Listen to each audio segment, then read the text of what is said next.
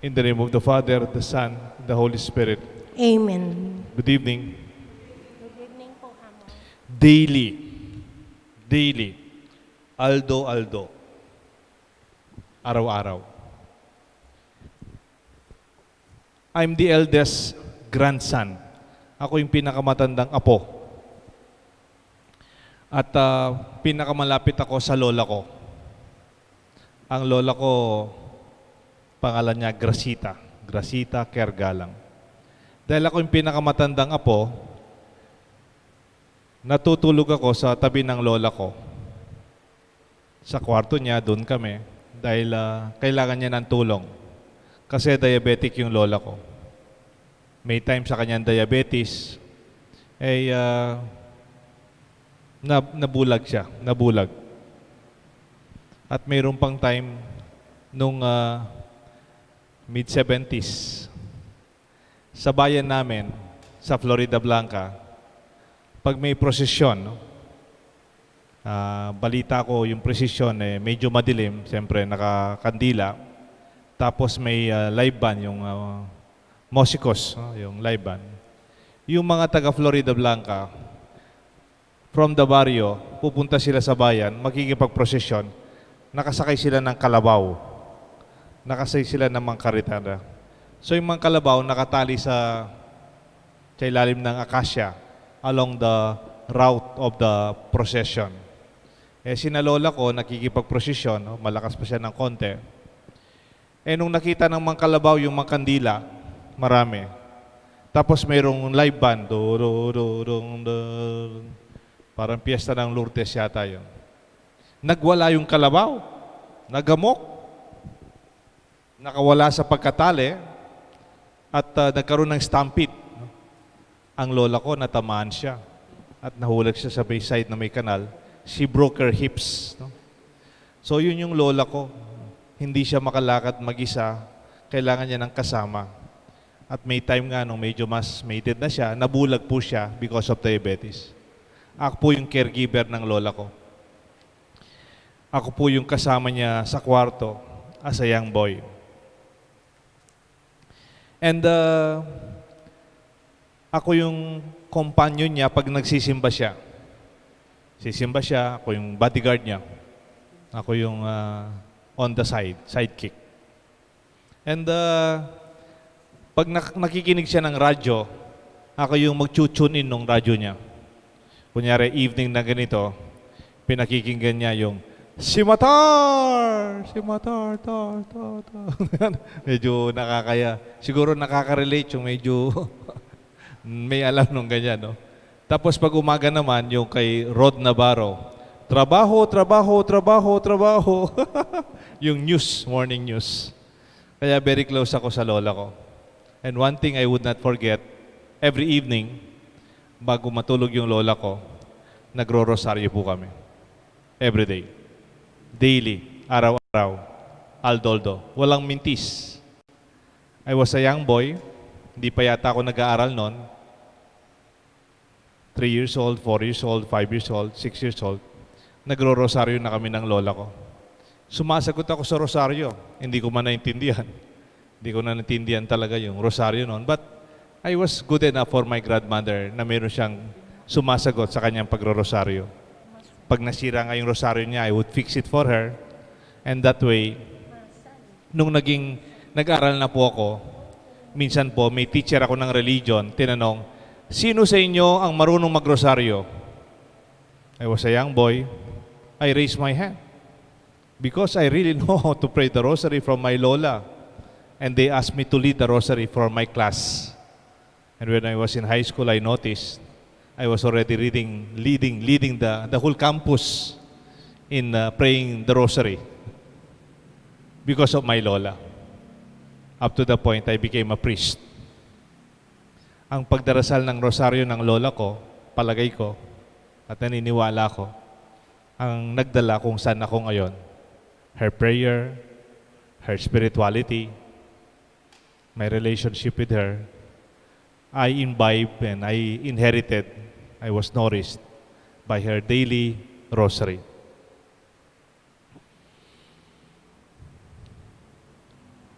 The gospel today, hindi ko na po pinalitan yung daily gospel kasi may special gospel for the Rosary, Feast of the Rosary.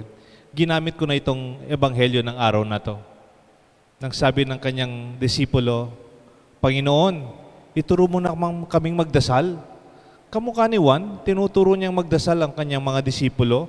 Teach us how to pray the way John taught his disciples. And Jesus said, when you pray, say, Our Father, who art in heaven, holy be your name. Thy kingdom come. Your will be done on earth as it is in heaven. And then it says, give us this day our daily bread.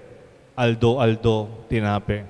Pang-araw-araw na tinapay. Hindi man special pang-araw-araw. I think the rosary, lalo na sa parokya natin, hindi lang pang-araw-araw, 2 beses pa sa isang araw, alas 6 ng umaga at saka alas 5:30 bago misa. That we are nourished by our prayers of the rosary. Hindi lang dito sa simbahan, I'm sure, yung nararatnan ng ating sound system, sabi nila hanggang sa target, lalo na pag maaga, hanggang doon sa may purokwan, naririnig ang ating pagro-rosaryo. Ngayon pong panahon ng pandemya, marami po yung mga pamilya nagbalik sa pagdarasal ng rosaryo as they are together at home. And the rosary is one of our Catholic spirituality that brings us closer to each other when we pray. This rosary is other than the Mass. We could pray it even at home. Ang misa, hindi ka naman pwedeng magmisa sa bahay, lalo na kung walang pare. Pero ang rosaryo, pwede niyong dasalin bilang pamilya. Ilan na rin po yung narinig ko ngayong pandemya. Ang rosaryo ang naging dahilan bakit sila naging malapit bilang pamilya. Yung isa, kilala ko, meron silang mga kapatid sa Amerika, meron silang kapatid sa ibang bansa, at meron silang pamilya dito sa Pilipinas at sa Pampanga. They pray the rosary online. Hindi ko alam kung Zoom o Messenger, but they pray together the rosary. I think every 9 o'clock in the morning, kasi 9 o'clock in the evening sa Amerika. And in a way, the simple prayer of the rosary, it puts a family together. Di ba may expression nun? A family that prays together, stays together. Yung isang kaibigan ko, contractor, sabi niya, Father, alam mo, nagro-rosaryo kami ng mga magulang ko nung bata ko. Kaya lang noon naging contractor na ako ng maraming business, hindi na ako nakakapag-rosaryo kasi busy. Nung mga buwan na hindi ako lumalabas ng bahay because of the pandemic, my wife leads the rosary every day at home. And nagbalik ako sa pagdarasal ng rosaryo. Kahit ngayon lumalabas na ako sa trabaho, very stressful. Maraming nawala ng project, maraming problema sa supply, may problema sa mga nagtatrabaho, yung nakakatakot na sakit, maraming problema sa pera. Pero pag umuwi ako, I feel I am blessed. I feel the experience of tranquility, of peace, of silence. My spirit is toned down because of the rosary. Di ba yung modern people ngayon, hindi naman nagro-rosaryo yung iba, ginagamit nila yoga. Yoga. Breathing exercise. Concentration. Focus. Did you know that years ago, centuries ago, we already have that? You can breathe in, breathe out, focus. You can concentrate. You can forget everything. No agenda, no topic, no discussion. It's only a focused prayer that really gives peace to our tired minds and body. It settles down our soul, either in the morning or even late the day. Whatever you do every day, strengthens you. Whatever you exercise every day, ang araw-araw na ginagawa mo, nagiging magaling ka. Kung araw-araw kang nagluluto, magiging magaling ka sa pagluluto. Kung araw-araw kang ginagawa mo sa trabaho like music, musician ka, you will be very good at music. If you are everyday reading, nagbabasa ka, you learn something, you will be very good. You'll be very intelligent kahit wala ng klase. When you exercise every day, 30 minutes or 15 minutes or 30 minutes walk, you will be stronger and healthier because it's every day. Aldo, araw-araw. That is a good habit. Pero alam niyo po, negatively, pwede ring masyado kang mapagpuna sa mali. You are a critic. You criticize every day. Pag ginagawa mo pag-criticize, tinitignan mo yung mali ng ibang tao, binibilang mo yung pagkukulang nila, kinukwento mo kung ano yung mali nila. Kung everyday ginagawa mo yan, you will be an expert. Magaling na magaling ka sa pagkakamali ng ibang tao. And people, I think, would avoid you. Pwede rin kung parati kang nagagalit, everyday, mainit yung ulo, everyday, you're not in that mood. In the long run, you will have short temper. Parati kang nagagalit kahit wala ng reason. You become an expert. You become very good when it comes to anger. When you complain sa barangay, complain sa simbahan, complain sa gobyerno, complain ka sa hospital, complain ka sa daan, complain ka sa basura, complain ka sa traffic, I tell you, every day you complain, you'll be an expert. You'll be very keen in complaining and seeing again, what is not perfect. I invite you to be an expert, to be good at something, to be good at joy, the glory of God, to celebrate the glory of God, the joy of God, even to realize the grace of our pain and suffering and the light of our faith, the joyful mystery, the sorrowful mystery, the glorious mystery, even the mysteries of the light. As we pray this together, I tell you, you become an expert of the life of Christ and the mysteries of our faith. You'll be very good in our prayer life. It will be deepened. The good thing about the rosary, you don't have to be very intelligent to do it. You don't need so much memorization or so many details about it. But really, it will change life. Mayroon pong expression si Malcolm Gladwell in his book, Outliners.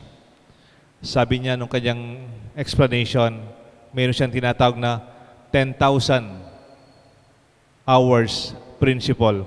Ano yung 10,000 hours principle?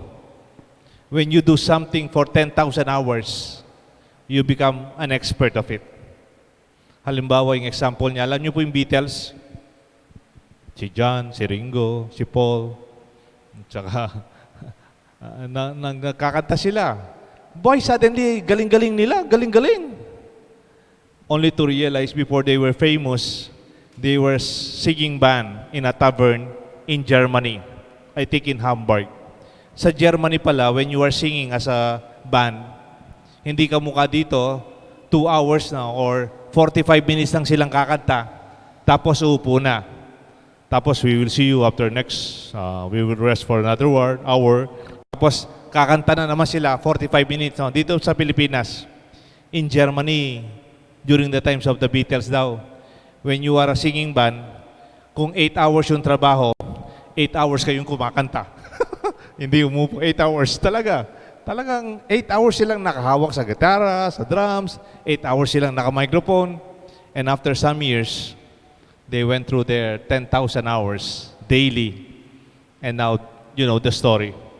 They're so successful, far beyond the imagination even of their parents.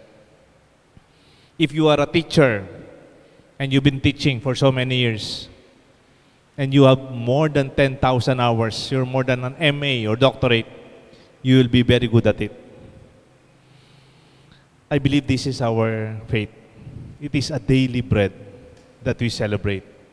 A daily nourishment. Hindi lang tayo nagro-rosaryo pag may okasyon ng Piyesta ng Birhen. O nagro-rosaryo because it's the month of the Rosary of October or May.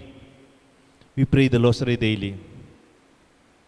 Di ba may kanta sa Kapampangan? Aldo, Aldo, kang Maria, gagale, ket malsinta. Actually, parang may English din yan eh. Daily, daily, sing to Mary, sing my soul her praises due, all her glorious actions cherish, with the heart's devotion true. That this is a devotion. It is a daily thing. It's not only your exercise, your diet, your lifestyle, your way of life, even our spirituality, something we can experience daily. A good habit that would change and define our life. A ritual that should not be broken. Minsan po may magaling na musician. His name is Sonny Petrovsky. He's a composer, was born in Australia, but he spent most of his life in Europe, in North Macedonia. And he makes big concerts in halls among the aristocrats, ang mga big time. And Sonny Petrovsky, he is a composer and a musician, far beyond the ordinary. Ang galing-galing po niya. One time he led a very wonderful concert of music on the violin, and he composed the music.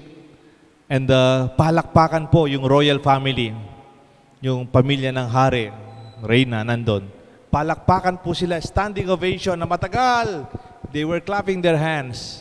And the queen complimented Petrovsky.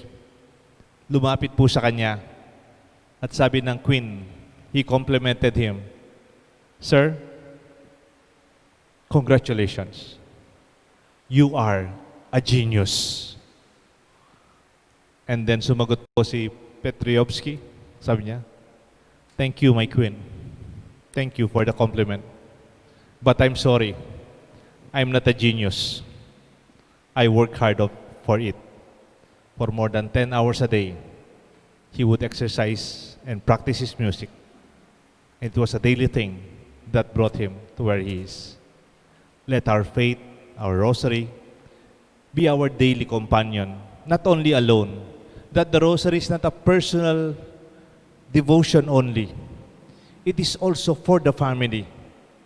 It is also for the church, for the community. It is a spirituality that molds us every day. And so we continue to spread it and teach our young to inherit. Kung meron po tayong papamana sa mga bata, siguro papamana kayo ng bahay, papamana kayo ng negosyo, siguro magpapamana kayo ng bank account. Pero sana ipamana natin sa ating mga susunod na lahi, ng ating pananampalataya, formed by the Eucharist and sustained by our daily prayer of the Rosary, with Mother Mary with us. Hail Mary, full of grace, the Lord is with you. Blessed are you amongst women, and blessed is the fruit of your womb, Jesus. Holy Mary, Mother of God, pray for us sinners now and at the hour of our death. Amen. Mary, Our Lady of the Most Holy Rosary. Pray for us. In the name of the Father, the Son, and the Holy Spirit. Amen.